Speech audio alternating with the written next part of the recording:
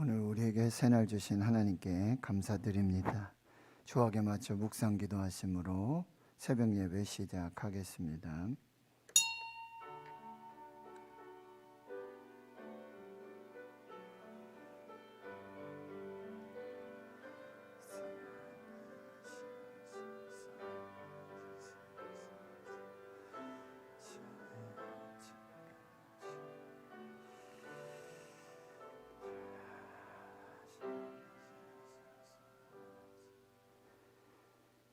하나님 감사합니다. 새날 주시고 새 생명 주심 감사합니다.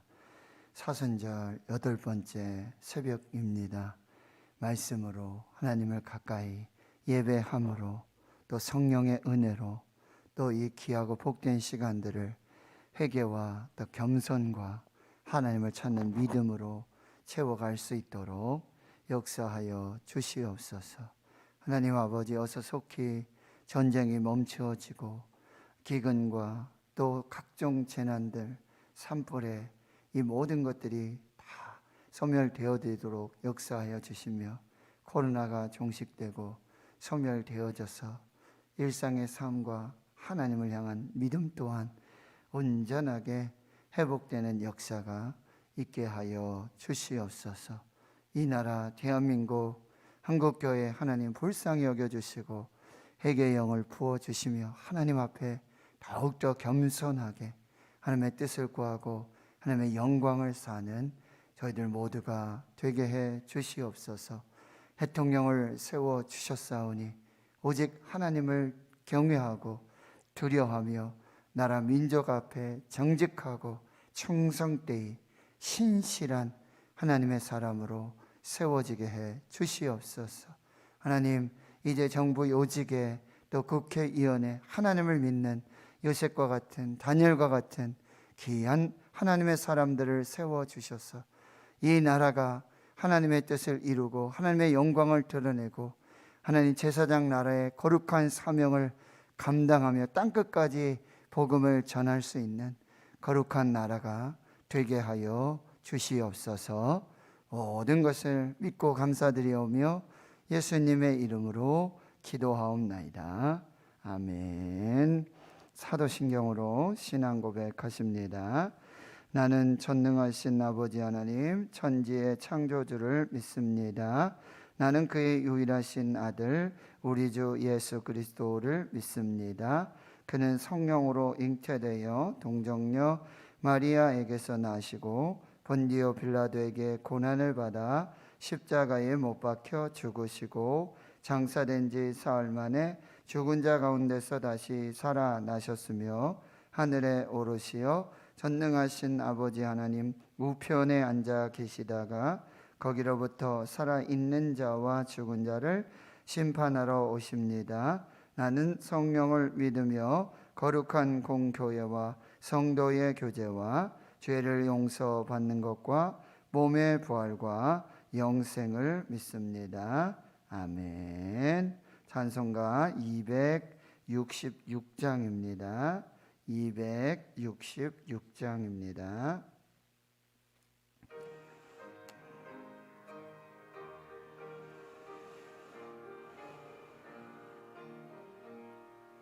주의 피로 이룬 샘물 참 깊고 넓도다. 그 원하는 그 신능력 다 찬송할지라. 찬송하세 주의 보혈 그 샘에 지금 나아가 죄에 깊이 빠진 이 몸 그 피로 씻어 맑히네. 죄악 세상 이김으로 거룩한 길 가는 나의 마음 성전 삼고 주께서 계시네. 찬송하세 주의 보혈 그 샘에 지금 나아가 죄에 깊이 빠진 이 몸 그 피로 씻어 맑히네. 주 예수를 깊이 아는 놀라운 그 은혜, 하늘나라 즐거움이 매일 새롭도다.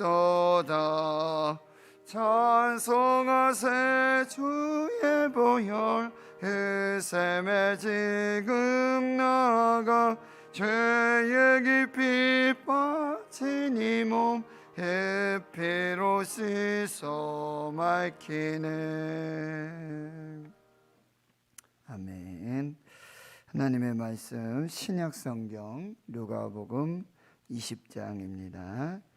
누가복음 20장 9절에서 오늘 19절까지 말씀, 신약성경 130페이지 누가복음 20장 9절에서 19절까지 말씀, 함께 하나님 말씀 봉독하겠습니다. 시작. 그가 또 이 비유로 백성에게 말씀하시기 시작하시니라. 한 사람이 포도원을 만들어 농부들에게 새로 주고 타국에 가서 오래 있다가 때가 이름에 포도원 소출 얼마를 바치게 하려고 한 종을 농부들에게 보내니 농부들이 종을 몹시 때리고 거저 보내었거늘 다시 다른 종을 보내니 그도 몹시 때리고 능욕하고 거저 보내었거늘 다시 세 번째 종을 보내니 이 종도 상하게 하고 내쫓은지라. 포도원 주인이 이르되 어찌할까? 내 사랑하는 아들을 보내리니 그들이 혹 그를 존대하리라 하였더니 농부들이 그를 보고 서로 의논하여 이르되 이는 상속자니 죽이고 그 유산을 우리의 것으로 만들자 하고 포도원 밖에 내쫓아 죽였느니라. 그런즉 포도원 주인이 이 사람들을 어떻게 하겠느냐? 와서 그 농부들을 진멸하고 포도원을 다른 사람들에게 주리라 하시니 사람들이 듣고 이르되 그렇게 되지 말아지이다 하거늘 그들을 보시고 이르시되 그러면 기록된 바 건축자들의 버린 돌이 모퉁이의 머릿돌이 되었느니라 함이 어찌미냐?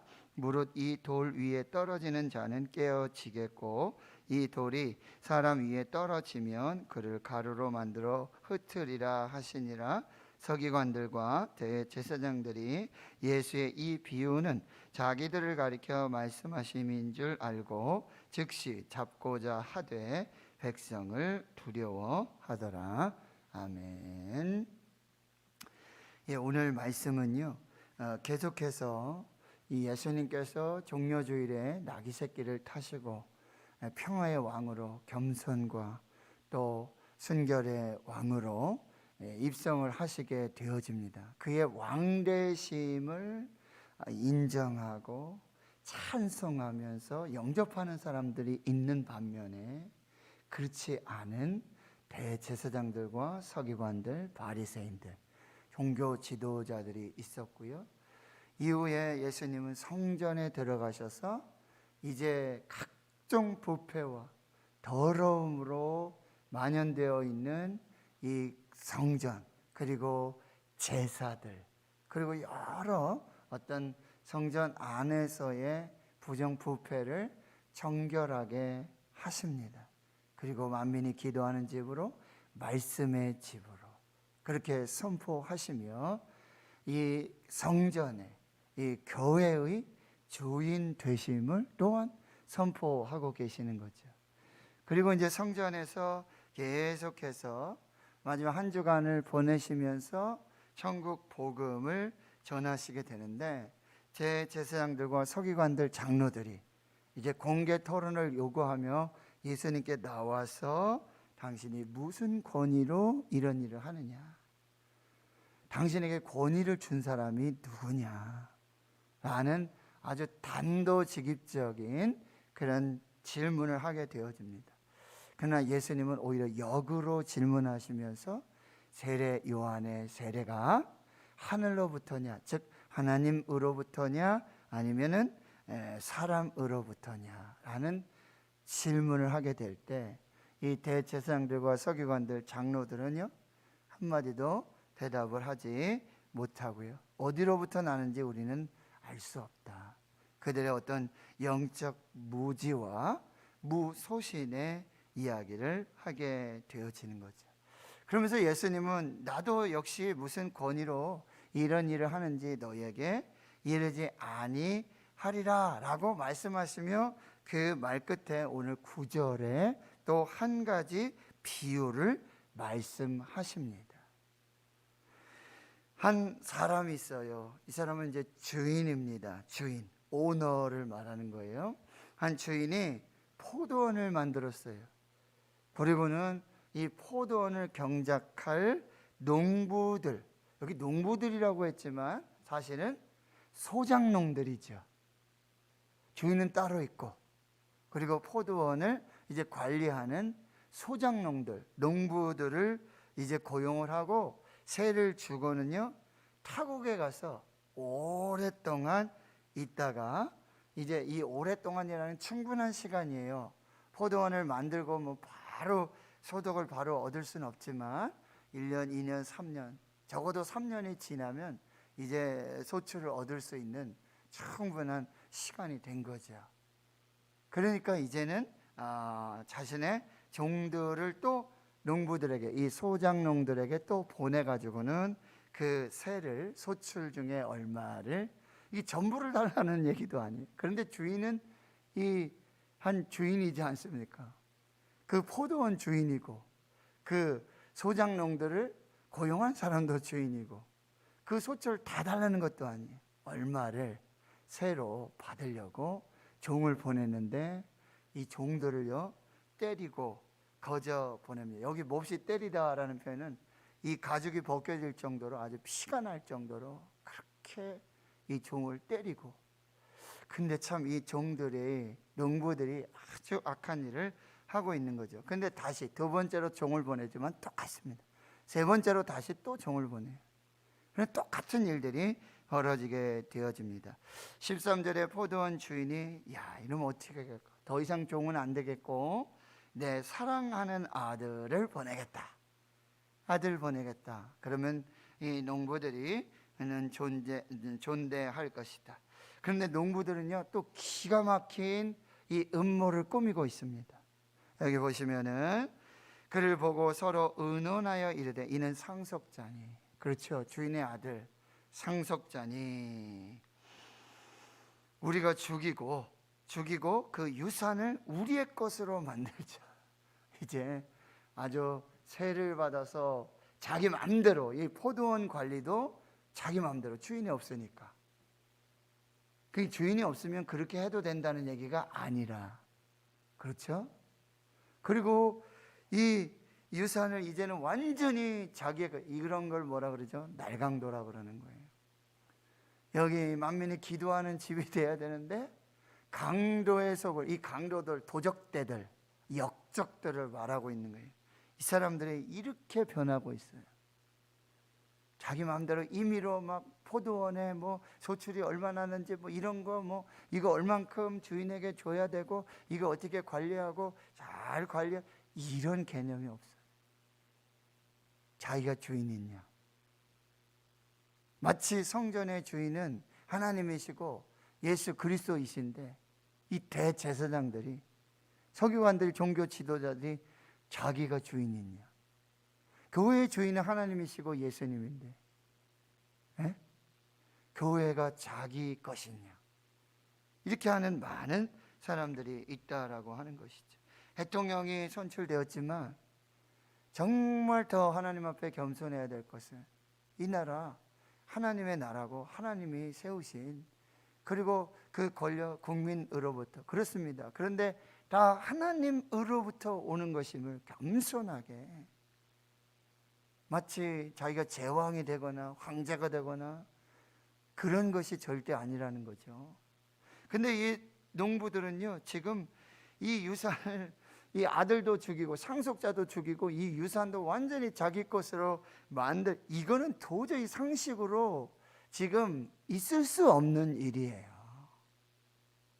도저히 있을 수 없는 일이 벌어지고 있고요. 여러분 15절에 보시면 포도원 밖에 내쫓아, 거기서 뭐 지금 위에서 종들처럼 몹시 때리는, 피가 날 정도로 때리는 그런 정도가 아니라 포도원 밖에서 내쫓아서, 여러분 그래도 또 포도원 안에는 또 피를 흘리지 않기 위해서 포도원 안에서는 안 죽이고 포도원 밖으로 끌어내서 거기서 쳐 죽이는 그런 극악무도한 일들이 벌어지게 되었다라고 하는 거예요. 15절에 예수님은 이렇게 질문하시죠.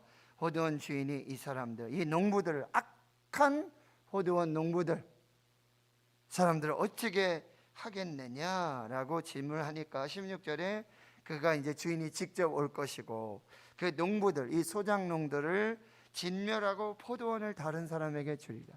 여러분, 이 포도원 주인에겐 충분한 이런 권세와 권리가 있다라는 거예요. 권위가 있는 거예요.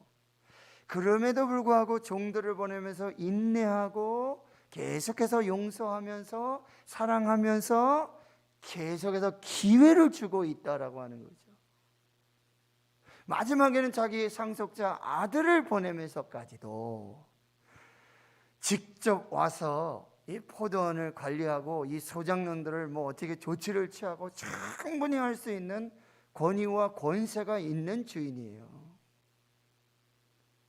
그럼에도 불구하고 끝까지 회개하기를 기다리고 있었다라고 하는 것이죠. 끝까지 사랑하고 인내하며 자비를 베풀고 있는 거예요. 이 강도 같은 사람들. 근데 결국은 와서 이제 농부들 진멸하고 포도원을 다른 사람들에게 줄 것이다라고 하는 거예요. 또 사람들은 이 말을 듣고 그렇게 되지 말았으면 좋겠다라는 소망을 이야기하고 있어요. 그러나 예수님은 이제 17절에 시편 118편 22절을 인용하십니다. 건축자들의 버린 돌. 건축자들의 버린 돌. 여러분, 이제 건축을 하려면 많은 돌들이 필요하죠. 건축자들은 무슨 돌이 요긴하고 무슨 돌이 어떻게 사용되어질지 다 알고 있죠. 그런데 그 많은 돌들 중에 버려지는 돌도 있다라고 하는 거예요. 그런데 이걸 잘 버려야 되는데, 꼭 필요한 돌인데, 있어야 될 돌인데, 이 돌을 알아보지 못하고 진면목을 알아보지 못하고 이 돌을 버리는 경우도 있을 수 있겠죠. 그런데 그 건축자들이 버린 돌이 쓸모없다고. 그런데 그 돌이 어떻게 된다고요? 모퉁이의 머릿돌이 된다. 코너스톤. 꼭 필요한 돌, 요긴한 돌, 없어서는 안 될 돌. 건축을 할 때 전 잘 모르지만 아무튼 이 머릿돌, 중심이 되는 이 돌이 없이는 건축이 되어질 수 없다는 거죠. 그런데 그 돌은 버려놓고 알아보지 못하고 쓸모없다고. 그 건축자들의 버린 돌이 모퉁이의 머릿돌이 되어지게 되고, 18절에 이 돌 위에 떨어지는 자는 깨어지겠고 이 돌이 사람 위에 떨어지면 그는 가루로 만들어 흩으리라 하시니라. 자, 여러분 보세요. 19절에 이제 이 비유의 총 결론이 나오고 있는데요. 이 비유는 서기관들과 대제사장들을 향한 예수님의 아주 직접적인 그런 비유의 말씀이 되고 있어요. 그래서 대제사장들과 서기관들, 장로들은요, 이게 자기들에게 하는 비유의 말씀인 줄 알고 예수님을 즉시 잡고자 합니다. 그럼에도 불구하고 백성을 이들이 두려워야 될 것은 백성이 아니죠. 하나님을 두려워하고 그리고 예수 그리스도의 권위에 복종하고 순종하는 두려움이 있어야 할 것이죠. 그러나 오히려 그들은 다른 사람들의 눈치를 보면서 사람들의 분위기를 살피면서 그렇게 사람들을 두려워하고 있다라고 하는 거예요. 자, 그러면 이제 여러분 이 비유를 좀 아시겠죠? 여기 한 사람, 주인은 누구입니까? 하나님이십니다. 그리고 이 하나님께서 포도원을 만드세요. 이스라엘을 상징하고 있는 거예요. 그런데 거기에 농부들, 새로 고용한 농부들, 이 사람들이 누구냐면 바로 대제사장들과 서기관들과 장로들, 종교 지도자들을 말하고 있어요. 그리고 이 주인이 보낸 종들은 누구냐? 구약의 선지자들. 구약의 선지자들 계속 보내서 여러분 회개할 수 있도록. 그리고 마지막 선지자 세례 요한, 그의 메시지가 뭐였어요? 회개하라, 천국이 가까이 왔느니라. 그럼에도 불구하고 회개하지 않습니다. 결국 아들을 보내죠. 내 사랑하는 아들 예수 그리스도이십니다. 아들을 보내세요. 그런데 이 대제사장들과 서기관 장로들은 이 아들을 죽입니다. 보돈 밖에서, 어디에서? 영문 밖에서 예수 그리스도를 죽이게 되어지는 것이지요. 결국 이제 이 이스라엘을 향한 구원은 이제 더 확대돼서 이방인들에게, 모든 나라와 모든 민족, 모든 교회에 예수 그리스도께서 바로 이 모퉁이 돌이 되어지는, 교회의 머리가 되어지시는 그런 역사가 지금 이렇게 예수님의 비유를 통해서 나타나게 되어진다라고 하는 것이죠. 여러분, 여기서 가장 중요한 핵심 뭐죠? 하나님의 사랑입니다. 끝까지 이 이스라엘을 품으시고 하나님을 그 권위에 복종하지 않고 순종하지 않고 믿지 않는 그들을 끝까지 사랑하시는, 인내하시고 포기하지 않으시는 하나님의 사랑이라고 한다는 거예요. 그래서 그 사랑은 마지막까지 기회를 줘요. 아들을 보내기까지. 그럼에도 불구하고 그 마지막 계시, 최종 어떤 통보를 하게 되어지고 최후의 은혜를 베푸는 것마저도 이 이스라엘들은 깨닫지 못하고 하나님께 돌아오지 못한다라고 하는 거예요. 이 농부들은요, 아주 굉장히 깊은 어떤 인간의 근본적인 죄에 사로잡혀 있게 되는데, 여러분, 나인홀드 니버라고 하는 이 학자는 인간의 죄의 뿌리를 두 가지로 말하고 있는데, 소유욕과 정욕입니다. 이 농부들은 소작농들이에요. 자기 것이 아니라는 거예요, 절대. 그런데 자기 것이 아닌데 자기 것으로 소유하고자 하는 그 정욕을 말. 성경은요, 탐심은 곧 우상 숭배라고 얘기했어요. 육신의 정욕, 안목의 정욕, 이생의 정욕을 따라 살아가는 인간의 모습을 보여주고 있는 것이지요. 사랑하는 성도 여러분, 우리가 하나님 앞에서 하나님의 주인 되심과 하나님의 왕 되심과 하나님의 주권을 인정하고 고백하며 그 관계 아래서 내 것이 아무것도 없어요. 다 하나님의 것이고 하나님이 주셔서 누리게 하시는 것이고 사용하게 하시는 것이에요. 그럼에도 불구하고 그 소유욕과 정욕과 탐심으로 가득한 인간의 죄의 본성을 말해주는데, 바로 이것은 뭐예요? 창세기 3장의 선악과 이야기예요. 하나님과의 관계, 그리고 소유권 다툼이에요. 하나님 분명히 말씀하십니다. 이 선악과 먹지 말라. 먹으면 죽는다. 이거는 이 선악과 단순한 과일이 아니라, 단순한 사과 하나가 아니라 하나님과의 이 창조주와 그리고 피조물인 인간과의 관계가 어떻게 되어지는 거, 이 관계 설정이고요. 그리고 소유의 문제, 이건 다 하나님의 주권, 하나님의 영역에 있는 거예요. 근데 그걸 내 소유, 내 영역, 내 것으로 만들고 하는 이 모든 것이 다 죄악이라고 한다는 것입니다. 오늘 하나님의 관계를 여러분 다시 잘 설정하시고, 하나님의 소유가 무엇이고 내 것이 무엇인지를 또 잘 분별하셔야 한다라고 하는 것입니다. 건축자의 버린 돌 예수 그리스도께서 모퉁이의 머릿돌이 되심을 꼭 기억하시고, 로마서 5장 8절에 우리가 아직 죄인 되었을 때 하나님께서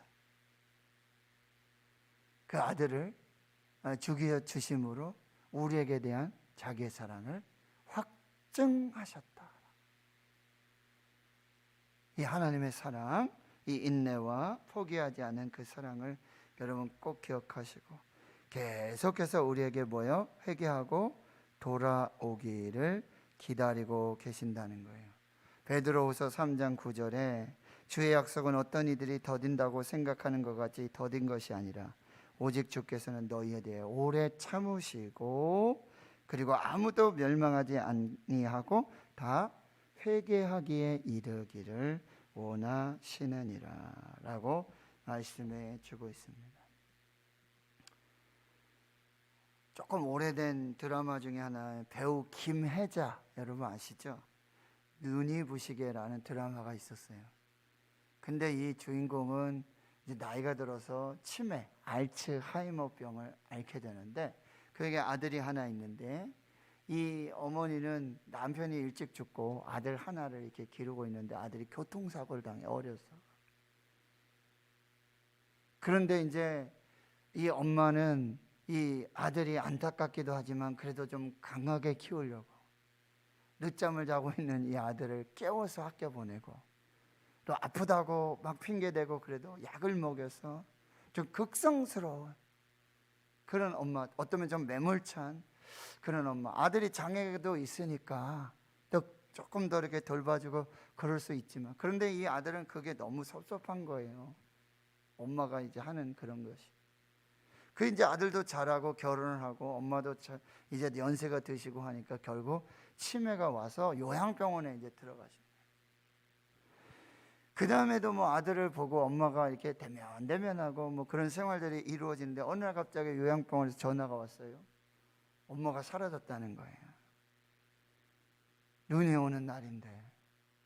그래서 병원 관계자들과 또 이 아들 부부 내외가 이 어머니를 병원을 막 돌아다니며 찾는데 이제 눈은 내리는데 어머니가 저기 계시는데 어머니가 빗자루를 가지고 그 눈을 이렇게 쓰시는 거예요. 그래가지고는 왜 엄마 여기 와서 지금 뒤로 눈을 쓸고 계시냐고 하니까 이 어머니가 굉장히 아주 치매도 있으신데 아주 밝고 해맑은 모습으로 우리 아들 학교 가야 되는데 우리 아들 넘어지지 않도록 눈길에 넘어지지 않도록 내가 이 눈을 쓸고 있다라는 거예요.